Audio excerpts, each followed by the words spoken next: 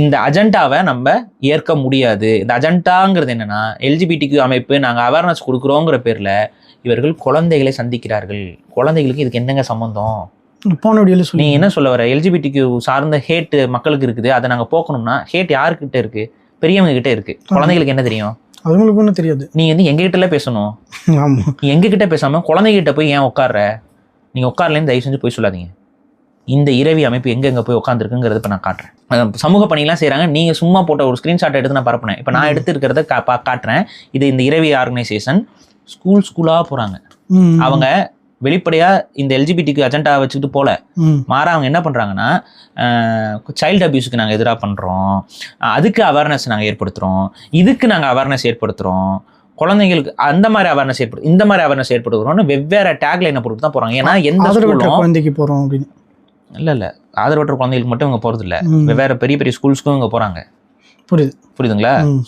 ஆனால் அவங்க போட செக்ஸுவல் அவேர்னஸ் ப்ரோக்ராம்ஸு, அந்த ப்ரோக்ராம் இந்த ப்ரோக்ராம்ங்கிறது எல்லாத்தையும் இவங்க வச்சுக்கிட்டு, ஏன்னா நீங்கள் டேரெக்டாக வந்துட்டு குழந்தைங்கள்கிட்ட வந்து எல்ஜிபிடி அஜெண்டாவை நாங்கள் எக்ஸ்பிளைன் பண்ண போகிறோம்னு சொன்னால் எந்த ஸ்கூலும் அனுமதிக்காது, யாரும் அனுமதிக்க மாட்டான். அப்போ அவங்ககிட்ட வந்து பார்த்தீங்கன்னா குழந்தைகளோட பாதுகாப்புக்காக இந்த இதுக்கு போகிறோம் அந்த இதுக்கு போகிறோம்னு சொல்லி வெவ்வேறு காரணங்கள் போய்ட்டு இவங்க குழந்தைகளை அணுகுகிறார்கள். குழந்தைகளுக்கு இதுக்கு என்ன பிரச்சனை? சரி நான் கேட்குறேன், குழந்தைகளுக்கு இப்போ செக்ஸுவல் ஹராஸ்மெண்ட் என்னென்னு எல்லாமே தெரியுதுன்னே வச்சுக்குவோம். தெரியுதுன்னு என்னமே வச்சுக்குவோம். இப்போ அவங்கள பாதுகாக்க வேண்டியது யார்? குழந்தைகளை பாதுகாத்துக்குமா? மேக்ஸிமம் அவங்க சொல்லலாம். இது வந்து பெருசாக நீங்கள் அவேர்னஸ் கிளாஸ்லாம் போய் சொல்லணும். வீட்டில் இருக்க அப்பா அம்மா வந்து சொன்னால் வந்து யாராவது பழக்கம் இல்லாதவங்ககிட்ட போகக்கூடாது, பழக்கம் இல்லாத இங்கே தொடக்கூடாது, அங்கே கைப்படக்கூடாது, இப்படிலாம் ஒன்றுகிட்ட தொட்டு பேசக்கூடாது, இவ்வளோதான விஷயம். இது அப்பா அம்மா சொல்லிக் கொடுக்க மாட்டாங்களா? கண்டிப்பாக சொல்லுவாங்க. ஆனால் இந்த மாதிரி நாங்கள் சொல்லிக் கொடுக்குறோங்கிற பேரில் இவங்க உள்ளே போயிட்டு இப்போ அப்படி போகிறவங்க இடத்துல எதுக்கு இந்த எல்ஜிபிடிக்குலாம் எக்ஸ்பிளனேஷன்லாம் எதுக்கு போகுது? எதுக்கு அந்த எக்ஸ்பிளனேஷன்லாம் அங்கே வருது? அதுக்கு எதுக்கு அதெல்லாம் பேர்லாம் வருது? எதுக்கு இந்த வண்ணக்குறிகள் வருது?